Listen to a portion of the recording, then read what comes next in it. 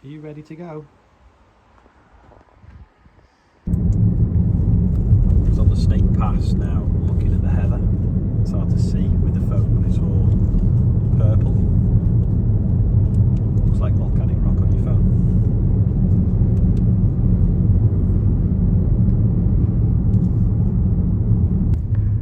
Can you see Manchester skyline?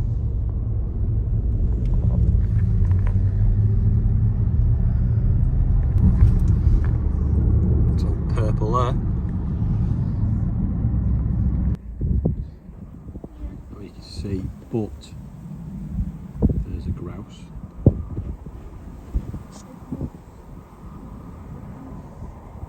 Well, it blends in, doesn't it?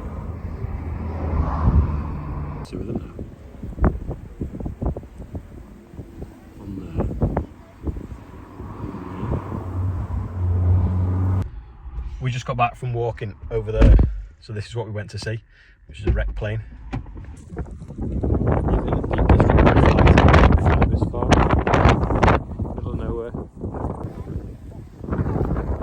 More fly tipping taps. It's disgusting, isn't it? What is wrong with people?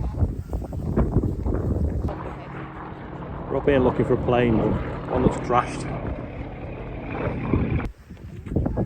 We're just walking up the path now to flying the flying fortress that crashed in the Second World War.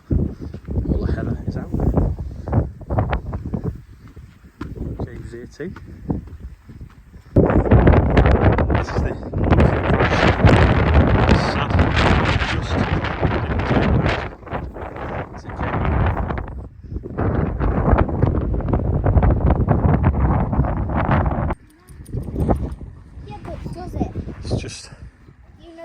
scattered all over the hillside. Could that be an engine? Remains. Nose cone.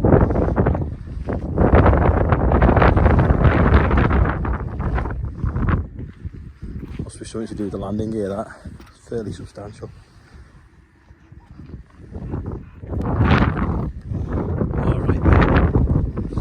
Bit of the plane right over there as well.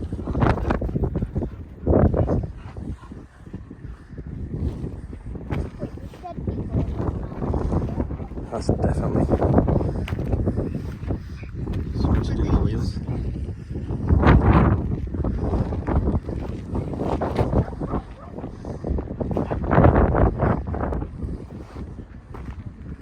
I couldn't tell this was a plane.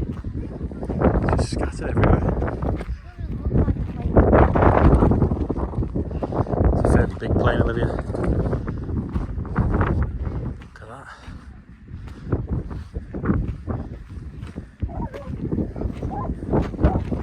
That's what's left of one of the wheels, isn't it?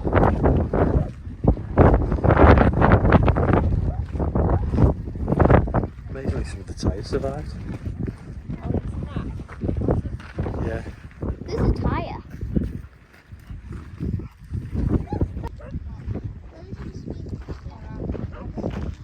They do look like the engines, don't they? So it must have maybe been coming this way, and the engine's been heavier carried on. This is like a root tree. Engine. The size of that shaft.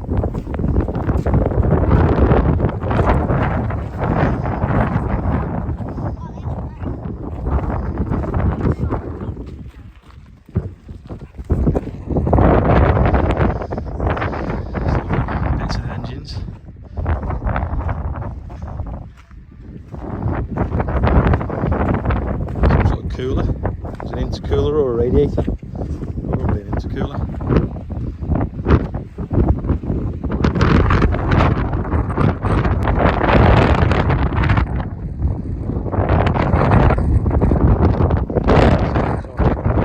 Someone's moved something.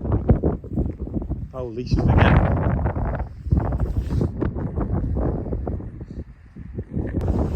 There's another bit there, though it's pretty well scattered. Plane, or certainly a big plane, it's all in one place really.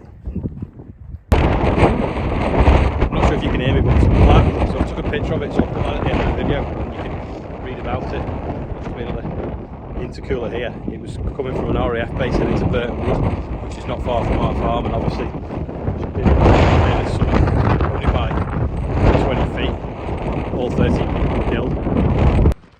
It was far too windy to say what I was saying, so I said I'll mute the camera. And this is the top of the mountain now, and I'm just scanning around so that you can see the view. And then I try to zoom in around here, and that is the view of Manchester from the top of Snake Pass. So yeah, the wind was just absolutely horrific and you couldn't hear anything. And there's Chester getting blown away, having his picture taken. And Olivia getting blown away as well.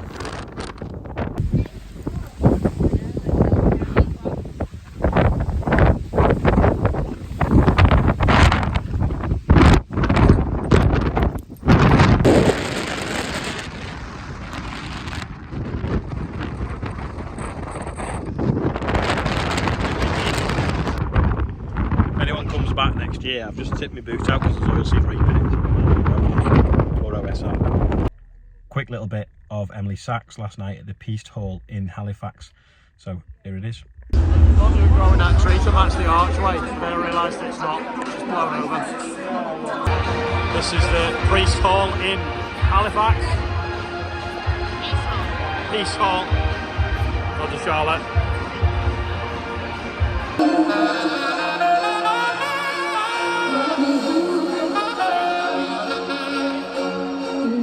Don't worry, here's some tractors now. This is the straw rake yesterday, setting it all up. Right, this is the straw rake. Very simple, a bit like the bale sledge. You fold the tines out by flicking that spool.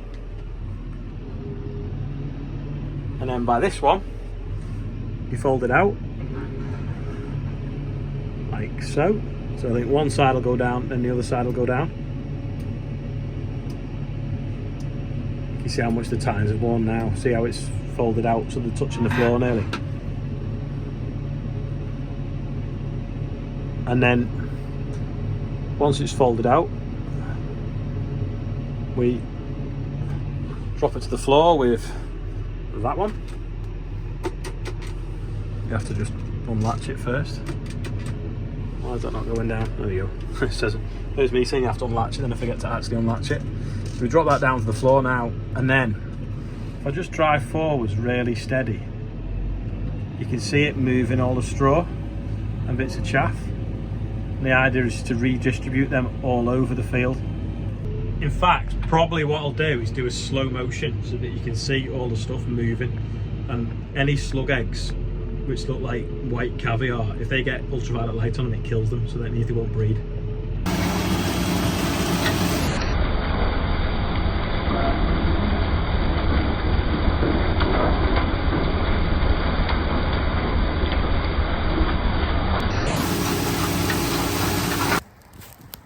I'll just show you closely.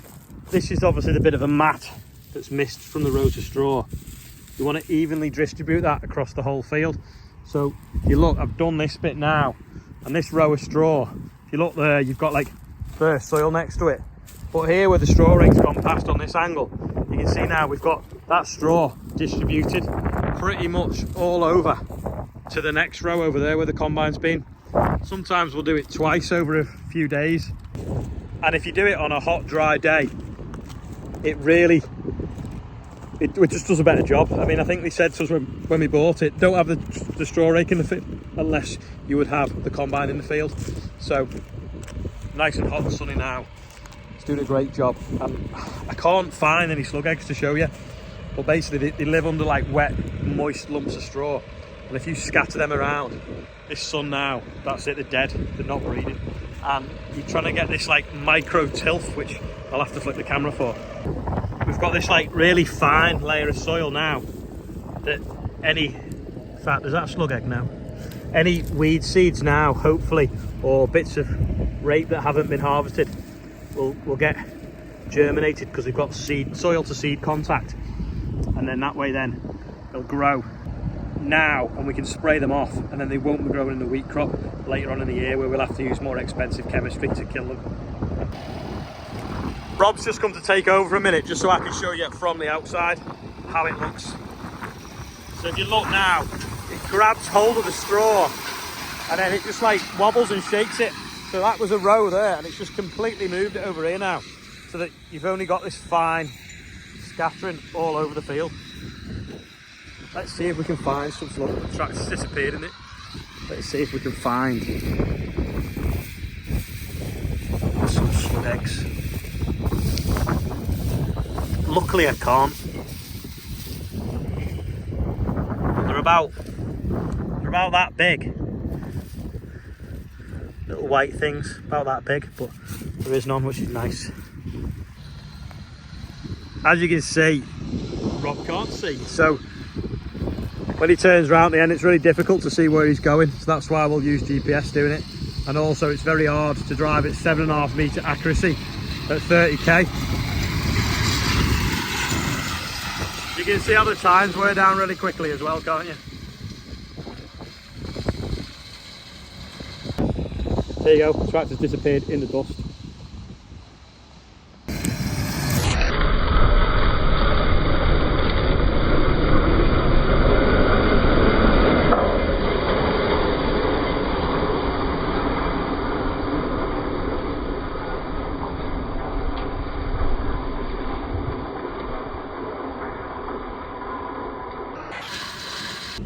Dad's getting his sheaf of wheat ready for the church, but it doesn't look very good this year. He was still smiling though. Never seen that happen before. This pipe has got near the tyre and it's been rubbing. Don't know how. Wants to live down there out the way. Lucky. I'd have rubbed it through and burst. Problem with straw raking is though, is the tractor's absolutely filthy. Especially if you get a shower of rain as you leave in the field. I didn't then, but it does happen. This is today's quiz question. It's a piece of rubber, a round piece of rubber. Can anyone guess what it's off? If you think you know, leave a comment below.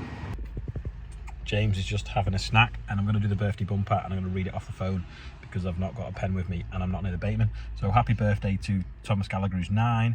Alex Cottrell is 20. Happy birthday. Elliot Thomas is 14. James Neely's 45. And I've just pressed the wrong button. And we're back. Charlie Brown, agricultural contractor from West Devon, who likes black Fendt, is his birthday as well. Don't know how old he is. Happy birthday to Dan Razovan, I think it's pronounced. Harriet Atkinson is 10. Chris Todd's birthday and Johnny Dixon's birthday. Happy birthday everyone on there. And also £8,324 raised. Amazing, thank you. Anyway, that is it for today. I'll put the plaque on as the outro and then you can read up about the plane crash that we saw this afternoon. So see you tomorrow when normal business will be resumed.